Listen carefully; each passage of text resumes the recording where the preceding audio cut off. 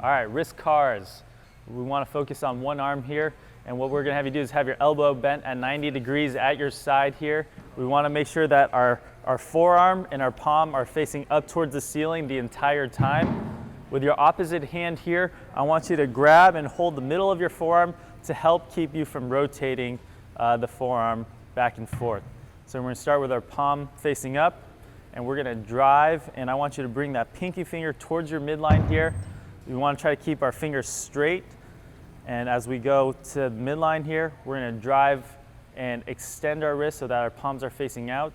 We're going to roll it to the opposite side, again trying to keep that palm facing up. We're going to round up. As we round up, we want to make sure we're not scooping our fingers, so we're trying to keep that finger straight. So we're going to go towards that midline, drawing down and around. Flex that wrist up as much as you can, and then bring that back.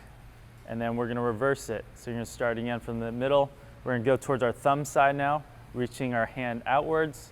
We're going to drop down and around, bring our pinky towards the midline, and then we're going to bring that hand up without scooping our fingers, and bring that back down to the starting position.